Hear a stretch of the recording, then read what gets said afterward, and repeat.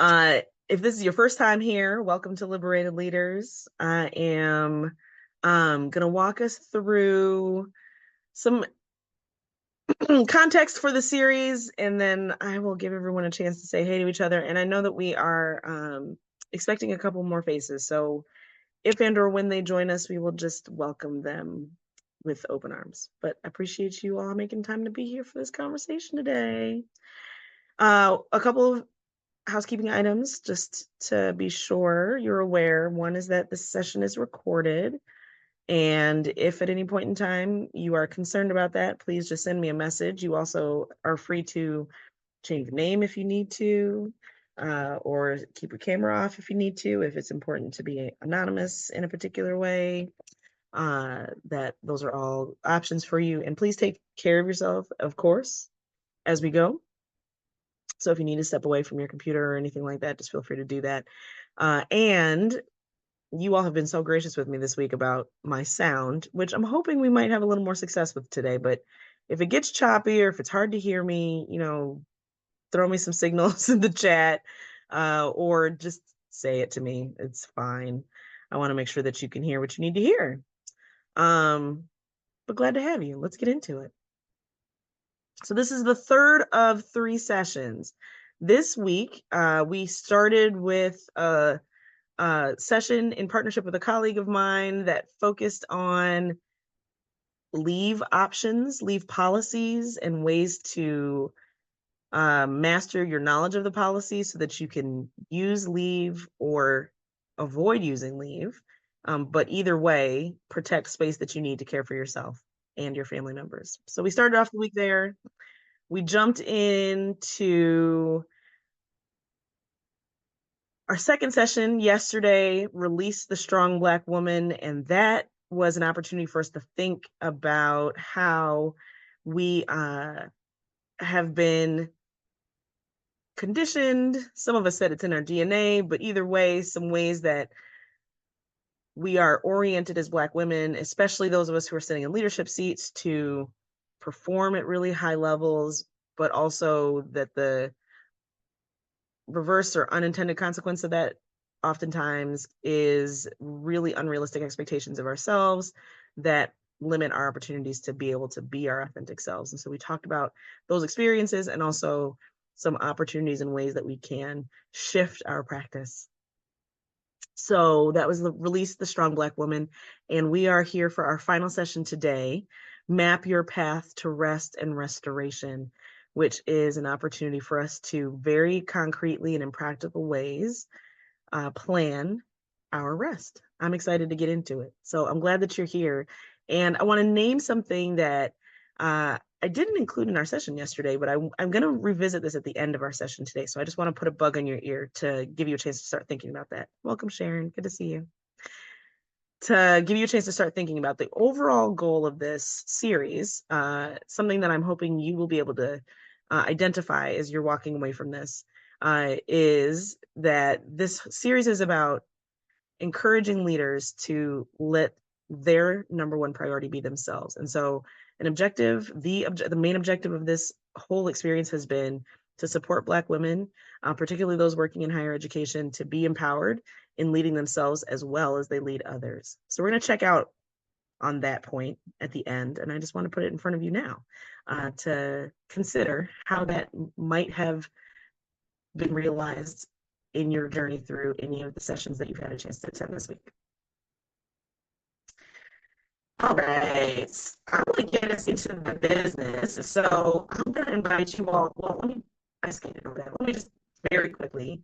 I'm going to say more about this as we conclude today, but just name that the session is hosted inside of this space that I have been really excited to lead in a new venture of mine under CSB Consulting Services. And the whole focus of my business and the umbrella that this workshop sits inside of is to promote collective resilience for Black women, particularly again those in higher ed or working in academia, to promote the resilience that Black women need to retain themselves. So my approach to that is to disrupt isolation and attrition by using community spaces, creating communal experiences, and I'm particularly interested in drawing in folks who have academic writing tasks, goals, responsibilities in their work, and folks who have leadership responsibilities in their work. So just to frame that up, that's kind of where this sits. But I want to give you all a chance to say hello to each other and to preview an opportunity that we're going to enjoy at the end. So we have been checking in. I'm going to deviate from this a little bit, but I'm going to share it with you so that you know if you haven't had a chance to do this yet this week. We have been using the REST deck, which is a resource designed by someone who calls herself the Nat Bishop. Her name is Trisha Hersey, and she has a book that focuses Black women on rest. Today, of course, that's our direct focus. So if rest is resistance is the name of the title. If you haven't had a chance to check that out, I'd encourage you to. But I'm going to send somebody home today with this rest deck, and a couple of folks have had a chance to win this earlier this week. We've been raffling one a day, and so just want to preview for you that if you're here at the end, there's another opportunity, or there's one more opportunity this week. I'm excited to send somebody else home with it because it's an amazing resource. So we were checking and using that, but I'm going to actually move us in a slightly different direction because our entire focus is on rest today. So as you are greeting us today, remind us of your name, and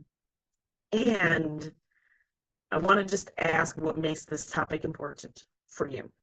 So mapping my rest is important to me because, so I see most everybody's faces. When you're able, feel free to unmute, or if you need to use the chat, that's fine too. And tell us your name and then what makes mapping your rest important to you. I am going to, let's see. I'm going to kick it to Beverly to start, and then you can kick it to somebody else when you're done. Hi, I'm Beverly. What makes mapping my rest important is I'm trying to make it a reflex the same way caretaking has become a reflex for me. I want to give the same amount of priority to, or even a little more priority to, making a plan so I can create rest as a normal thing, like breathing, instead of having it as an afterthought, um, which is sometimes what I'm doing right now. So, like anything else, you do it enough times, it becomes a habit. And if you planned out what you're going to do and you do it and continue to do it, hopefully creating rest for myself will become a habit.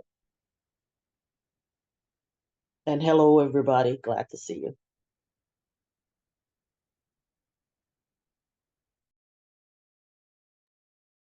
All right, thanks for the cues on sound. Is this better? Yeah, thanks. Okay. That is incredible. Thank you for sharing that, Beverly. Who would you like to kick it to?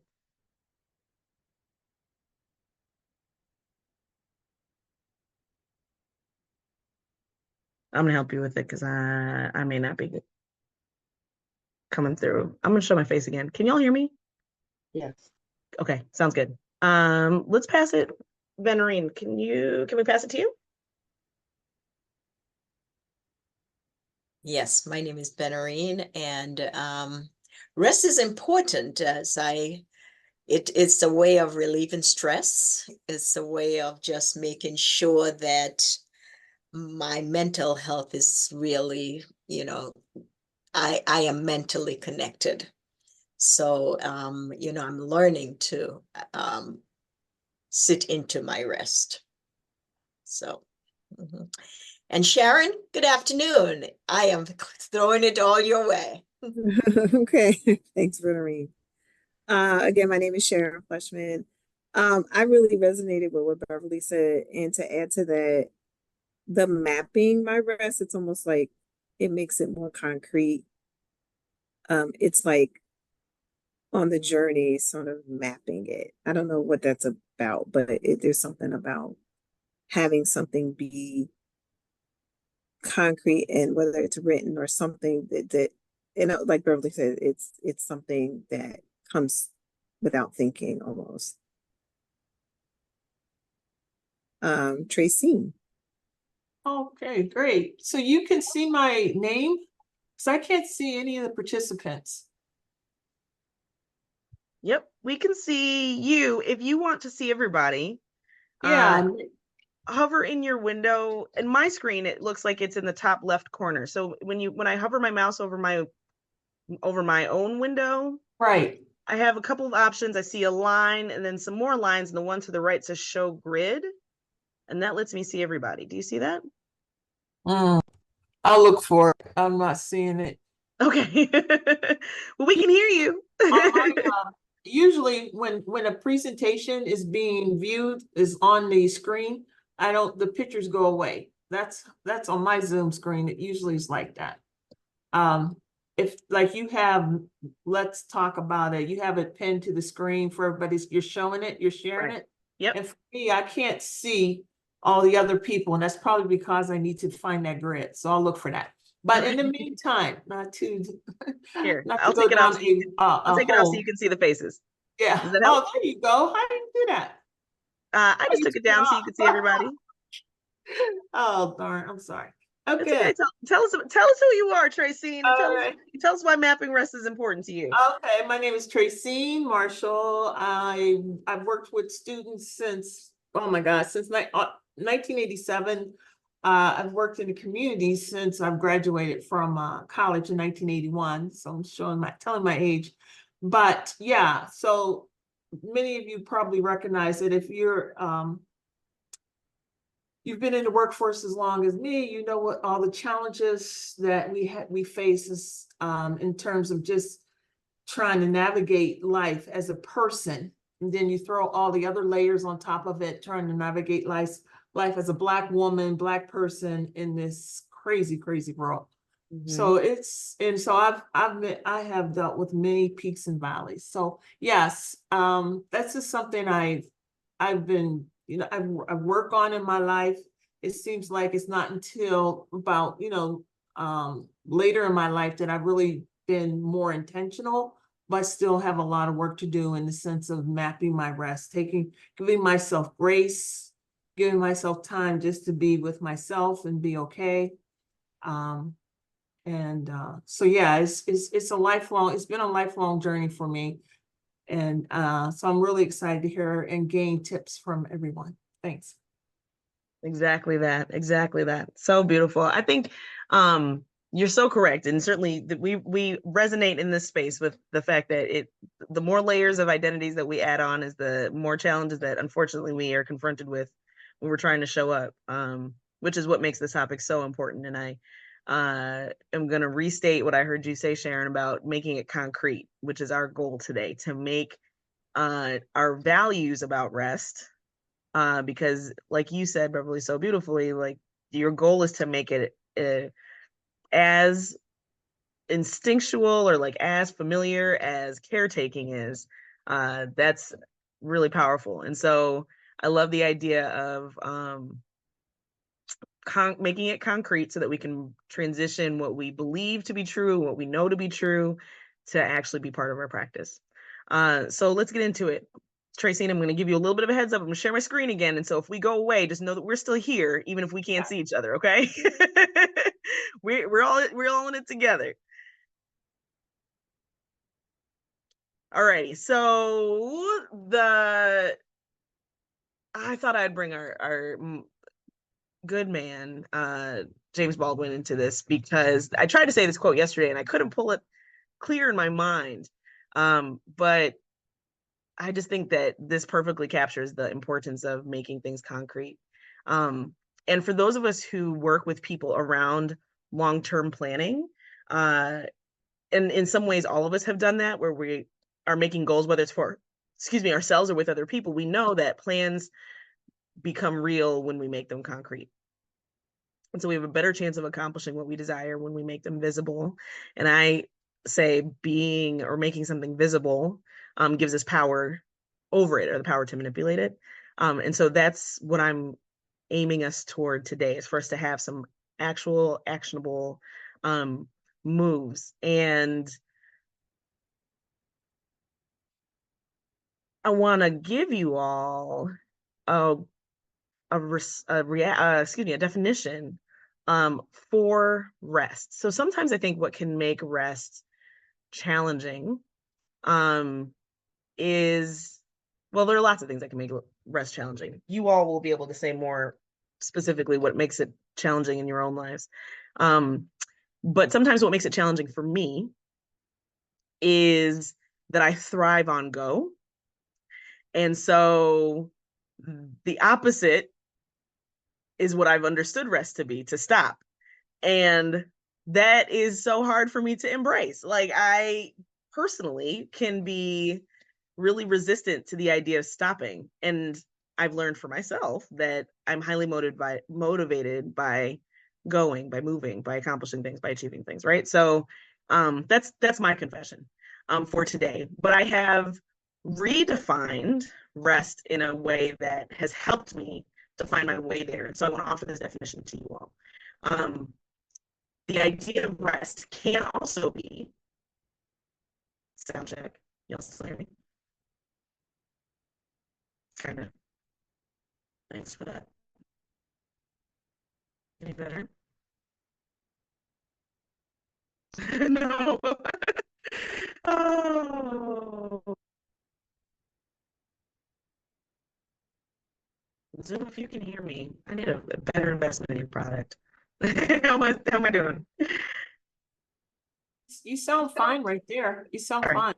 fine. I'll keep it like this for a little bit. So this is my definition. I am considering rest and restoration, so I'll offer this to you all. The idea of giving myself my full attention with the purpose of refueling my energy tank. So if stop seems like an unrealistic way to rest, if your conception of rest currently is like, I'm going to lay down, or I need to sit down, or it means that everything that's moving in my life has to stop, that might feel ambitious. And that is, I want to just honor like a category of rest that I think fits in the bucket. And let's invite in the possibility that really the goal is to give yourself your best energy. Whatever type of energy you would give to somebody else, you're going to turn it on yourself. So I'm going to give you all a couple ways that has looked in my life. And I'm going to admit that these are movement related examples. So if the idea of stopping is your best definition of rest, you might be looking at me sideways like, that's not rest, Chanel. That's not real. And that's okay. I'm okay with being challenged. But let me just offer you a couple examples that have worked for me. That clearly is one act of rest. So one of my favorite ways to refuel my tank is dancing, which is as moving as a thing can get. Dance is about movement. But dance is a place for me or a way to refuel for me. And so a rest space that has been really important in my life has been dance. And I have a couple of routines around this. I line dance, which we could talk about another time. It's one of my favorite spaces in my life. And I'm gonna turn my camera on for this. So the thought associated with my line dance, even though obviously it's dancing, but really I go to line dance for hugs. Line dance is a community space for me. And then the dancing is a bonus. It is one of the things that helps me to cut off my day and be clear that like there's going to be a time when work is going to stop because I'm going to go to line dance. So that's one for me. Another one for me is just spending time with friends. And so the example that you see here is something that I did with a friend recently. We went axe throwing. And so these are just examples that I qualify as rest because they give me opportunities to give myself my full attention, even though technically I guess I'm sharing space with other people, but it's all refueling my tank, and it's the best energy that I have, and it's all directed toward helping me to be refueled or refilled. There are things that I do, just to be clear, that also involve not moving. I have grown in my ability to enjoy being still. I don't know that I'm ready to be anyone's like meditation or yoga teacher quite yet. Like, it's not that level.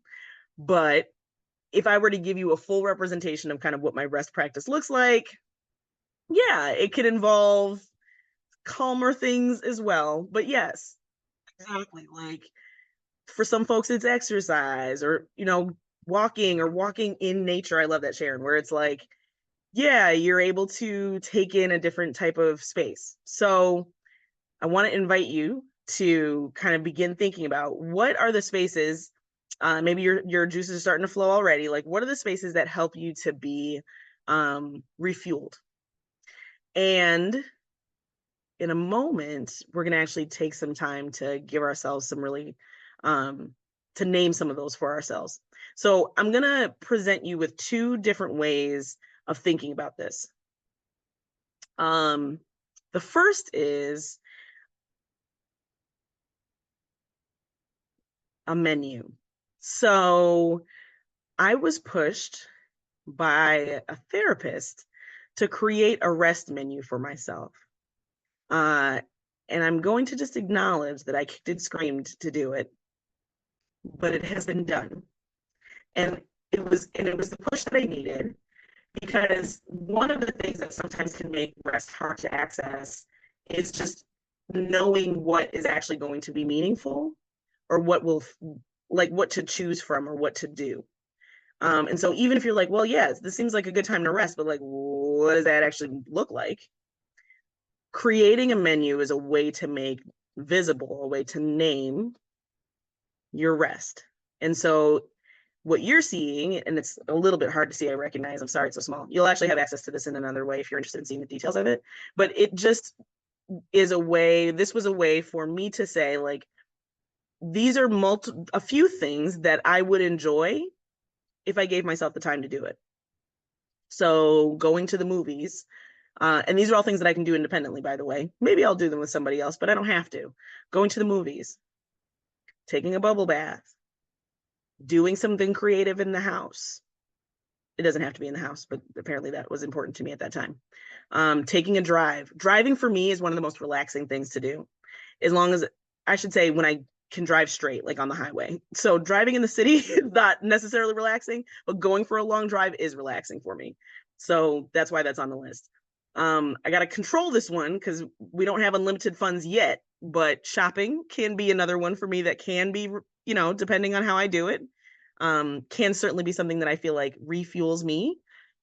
So all of us are not going to have the same activities. As a matter of fact, for some of us, the very thing that makes someone else feel rest might be the other thing that stresses us out. So this is very much intended to be created for you, right?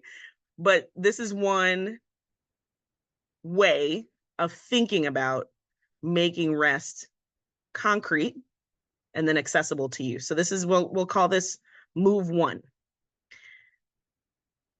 Move 2, and this is going to be ironic, is 1. Stay with me. I promise I'll make it make sense. So I want to offer this second strategy as the 1 by 1 by 1 plan. And what I mean by this is a calendaring strategy. And this is for the concrete sequentials of us in the group. I am one of them. And one of the things that I actually really enjoy doing is I enjoy planning. I enjoy planning more than I enjoy executing, if I'm being totally honest with you. Like, I could make a mean plan for a very long time into the future. And so if that's kind of how you're bent, this might be really appealing to you. And here's how it's intended to kind of make use of it. So thinking about committing to 1 week per year that you designate for experiences, activities, time that is dedicated to yourself.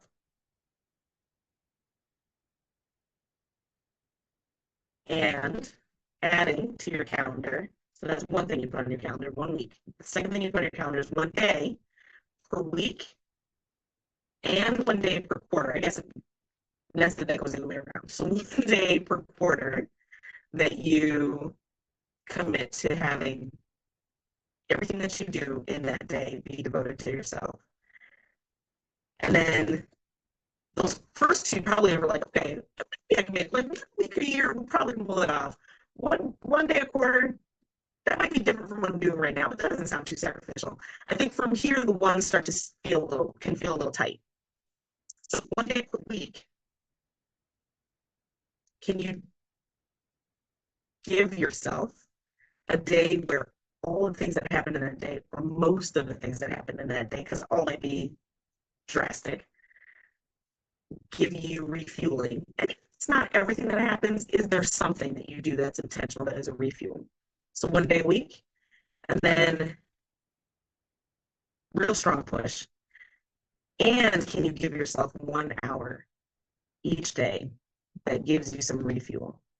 So a week per year, a day per quarter, a day per week, and then an hour per day, one by one by one by one.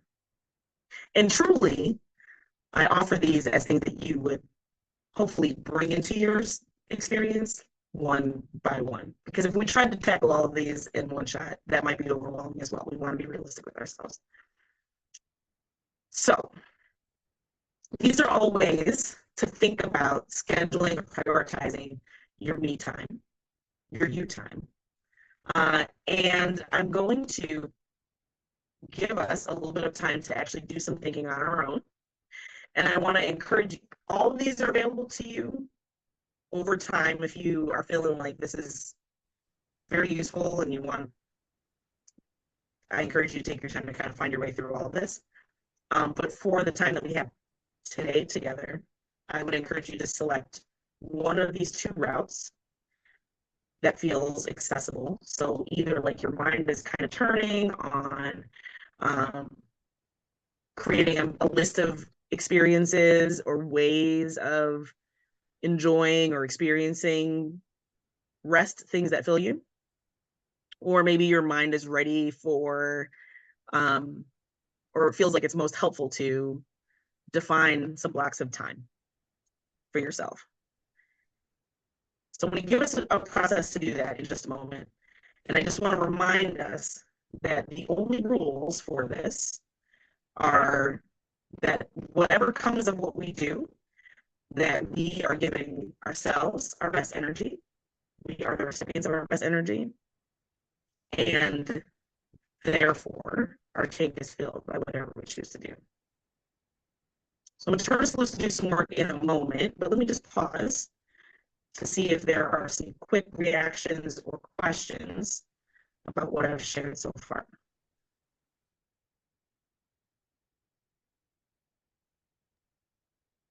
I think that you've provided me with a new way of looking at rest.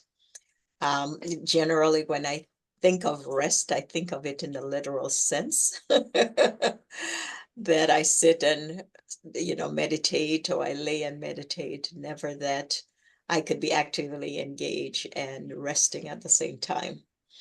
But, getting my energy, my tank refilled, there are many ways that that can be done, but I never thought of it as rest. I always saw rest. Well, I've come to see rest as whatever brings me joy, and I get a lot of good energy and good refill by doing things that bring me joy, and that usually involves me being involved with other people because I enjoy loving on my family. I enjoy visiting my niece and my grandnieces in Texas. I enjoy going to lunch with my friends and catching up, and all of that boosts my energy even though I'm doing stuff. I've always been a people person, and I enjoy people. I enjoy learning new things, but I enjoy like going to maybe a museum, and I will meet and talk to new people. Interacting with new people brings me joy. And, just learning about people, learning about things. And when I'm actually not moving, I enjoy reading. I enjoy shutting things that help me shut my mind off to because I deal with anxiety. I have a tendency to, my mind runs. So whenever I get an opportunity to just be in another space, even though my mind is still working, I'm reading and I'm caught up in that story.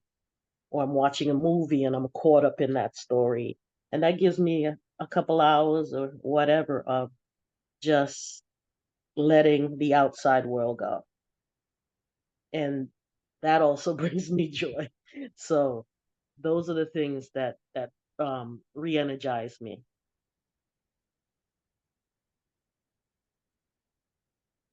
Well, for me, I love this menu. So I'm taking notes on it. And I definitely understand, I definitely think two is something that you had to put on the menu in order to accomplish one. So I think that was important to talk that through. And for joy, it's, God, I know I need to do more of taking out time and reflecting. But I'll tell you something that absolutely always gives me joy is watching a body of water. And the bigger the water, the bigger the body is, the better. You know, so if I can get to the ocean and sit, I mean, I'm in heaven. I just feel like that's just a way of communing with God. If you take everything else out your mind and just focus on there, that energy that's there with the water and the wind, that's, to me, that's just a validation that God exists and he's talking to me. So that's one thing. I'm trying to, and I've not really been good about this. I tell you, there was a point where I was just fighting, allowing my phone to become so much part of my life. I'm born in the late 50s. I'm old school and very proud of it. So I've really worked hard on not letting the phone become part of my life, but I'm losing the battle now. Because I'll go to bed now looking at Google, cussing out Biden, or looking at my streams, and then wake up in the morning looking at streaming what I like. I've gotten into Korean. I have to thank my 85-year-old aunt for getting me into Korean shows. So I spend time looking. Cool, Beverly. I spend too much time, like I'll go to, like, if a Korean show gets on my nerve and I'm kind of like want to know what's the end, there's a space, there's a link you could go to and read the recaps. They're fantastic. It's too funny. Look Yeah, at that. I Look go at that. and Who read the knew? recaps. That could be an hour and a half. Like, okay, I'm done with this show, but I spent an hour and a half where I could have been sleeping, reading the recaps, and saying, yeah, I'm glad I didn't finish it on the TV. They suck you in. They suck you in. They suck you in. So you're trying to create space, Tracy, it sounds like, to unplug. Right, and that's what I said. And now maybe nature or bodies of water. If I hadn't gotten into the phone, like if I had left the phone at bay, like I had been doing, and people still say I have, because I have a Android, but still it's too much for me. I mean, I've allowed it to be too much because now I can surf information, whereas before I really only used the phone to talk and necessities. I didn't use it for all that other stuff, and I'm being a bad girl. I got to get out of that. I really got to figure that out. I would rather wake up in the morning wanting not to see if Gaza has been totally eradicated, and wake up working on stretching my legs and my joints with my arthritis. Right. But that's what I'm doing now instead of doing that. And I got to recalibrate. I think you're nailing the whole, I mean, all of it, everything has its purpose. So it's not even to say like these, information has value for us. It's not to say that it's bad or anything. It's to give us an opportunity to say like, okay, we have poured out and we are pouring out our energy in other spaces. And so this is our intention to return our energy to ourselves so that we can continue with whatever else is meaningful to us. There are lots of things that are meaningful to us, and rest is an important one that often falls off the list, right? So let's get into doing some reflecting on our own for some time, and then we're gonna take a few minutes. So we'll take a few minutes to do some work on our own, and then we're going to connect in breakout groups. So you'll get to talk with one other person. And in that space, I invite you to bring one thing, if you can narrow it to one thing, about whatever you have planned or reflected on that is useful to you. So I'm just going to show you really quickly what tool I'm going to share with you so that it feels accessible when you get into it. And then I'm going to turn you loose to some good thinking time on your own. All right. Sorry, I moved my screen. Hopefully you see yellow in front of you. Yeah. All right. So you're going to get access to a document similar to yesterday. You do not need to work in the document if that's not what's most meaningful to you. As a matter of fact, you may, especially if you're planning to do the one by one, really want to get into a calendar of your own. So wherever you calendar, whatever you use to schedule time for yourself, might be the most useful tool, but there's some guidance in here that you can use. If you have access to a printer, maybe you just print it out so you don't have to look at your screen. So you've got some options, but it starts off with some reflection questions. And so this might be a useful place for some folks to park, to think through some of your experiences currently. And then there are two guidelines for the two options that I offered you. So if you're interested in creating the rest menu, say that 3 times fast. I've linked the one that I shared with you if it's interesting to you to see that a little more closely. There's some space here, or again, you can use your own notebook space or something else that's meaningful to you to try to list out a handful of activities. There are 7 on my list. You can have 2 on yours. It doesn't need to be crazy long, but just it's a naming for yourself some things that will be refueling for you and that give you your best energy. Both of those things need to be true. There's some resources here if you are interested in being creative. There's not an expectation to, but just wanted to offer you that. So that's there. And then there's a couple of prompts to walk you through the one by one if you decide you want to go that route. And then some questions at the end that might be particularly helpful for your conversation with each other. And the questions, I want to name them because I think they will be important for us to make our plans actually come to life. Where do you need to put your plan physically? Where do you need to put your plan so that you remember it? And then who can you tell so that they can encourage you? So these are some things to think about or do. So decide kind of what route you want to go in. I'm not sure if you know yet. If you need more time to decide, that's okay. But just, I'm curious, using fingers, choose your fingers wisely, please. If you're thinking that you want to, the thing that's most useful to you is to make a menu, give me a 1. If you're thinking the thing that's most helpful for you for today to do is to do some calendaring, give me a 2. Show me on your fingers or drop it in the chat. Yeah, cool. Okay. All right. Well, let me make this available to you. Let's give ourselves until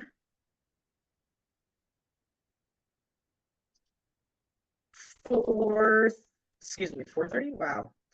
2:30 my time. And then I'm going to open up breakout rooms for you to join with another person to share. And we'll come back together as a whole group, probably at about 20 till. I'll do some time checks to see if those still make sense. But let's start there. Let's start with the first 10 minutes and I'll see where we're at.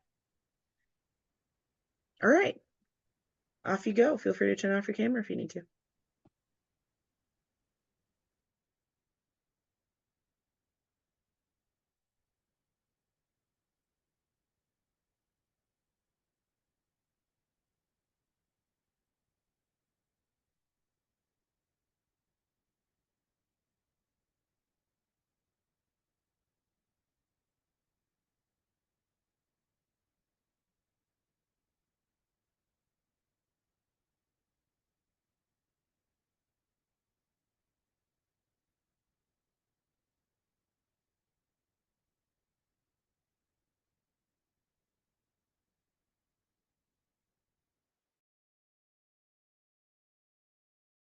Hmm.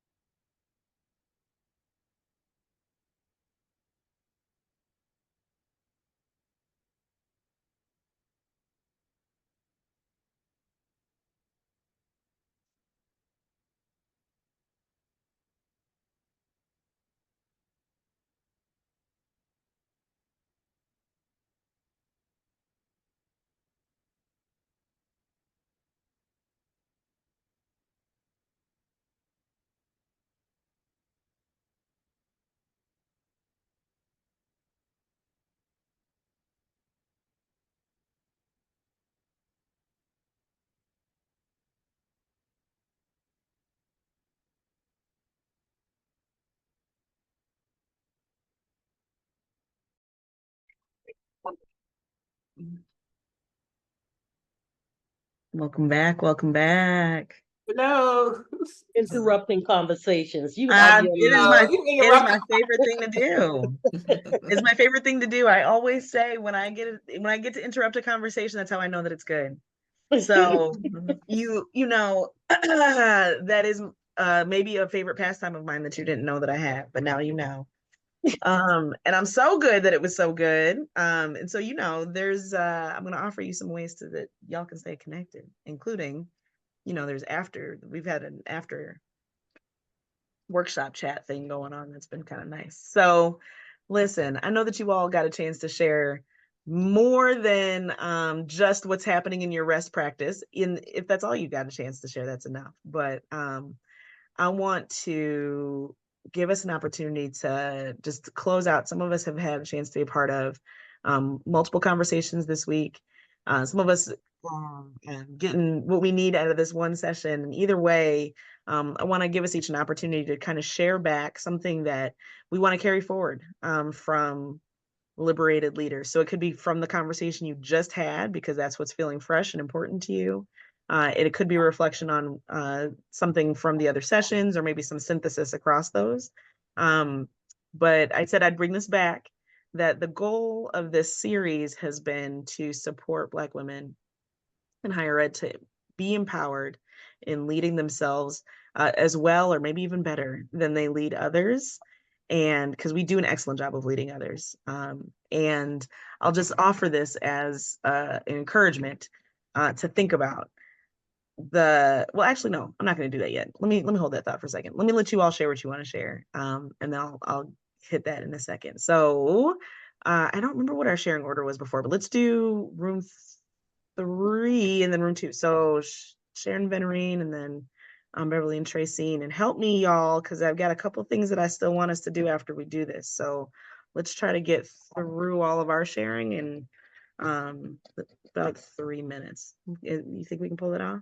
Let's see what we can do. Yeah, I mean, to me, the main thing I gathered from this is the menu just gives me a chance to be creative about choosing from that menu during the workday. I really want to incorporate the rest and restoration in the workday, not just wait till I get home, So just pulling a lot of the things I listed are able to be pulled, whether it's listening to music, walking on campus. A lot of those things can be done over the lunch break, whatever. So it was nice to really reflect on that. So that's it. Thank you. And I too chose the menu, and the menu is a quick way of just reflecting and being planful. It's like planning a baking or cooking. You have a menu and you follow the menu. So part of it is that it was just nice to have that, but not only have it, now that we've talked, Sharon and I talk about it, you put it out in the atmosphere, you have to follow through on it. Yeah, but it was nice just meeting Sharon, just the two of us being able to talk. We had some things that we did that were similar, so that was good. Tracy? Oh, Beverly, you can start.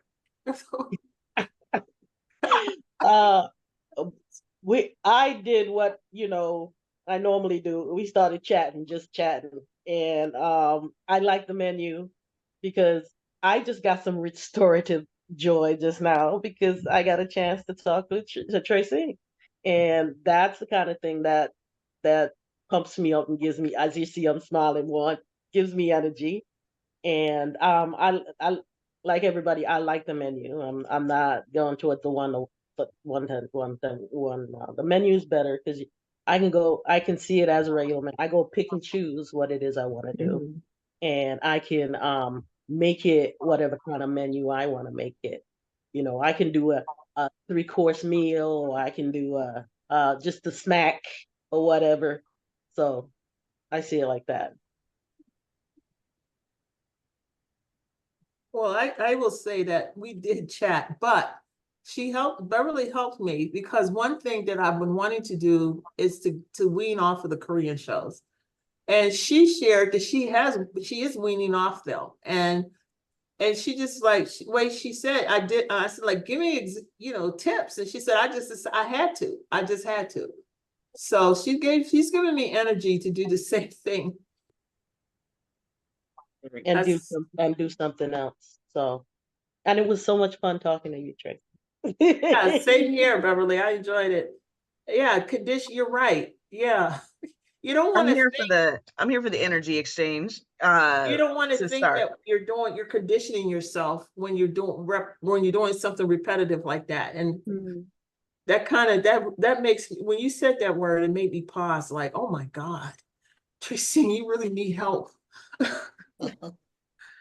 Well, we all do. And so that's not that's, I hope, not a statement of judgment to yourself. We all need help. And to me, this is an area that I think feels particularly important for us to be intentional, explicit, in partnership with other people about, because it is, our commitments to ourselves are often the easiest ones for us to drop. And for lots of different reasons. And so when we have a chance to name them, it gives us not only that, like, concrete for ourselves, but as you said, Menorine, it gives that sense of accountability to somebody else as well. And oftentimes that's motivating for us first. And eventually maybe we'll be motivated by our own accountability to ourselves too. But that's human behavior. And so I am so encouraged that you have all been thinking about what you want to have on your menu, that a menu is useful for you.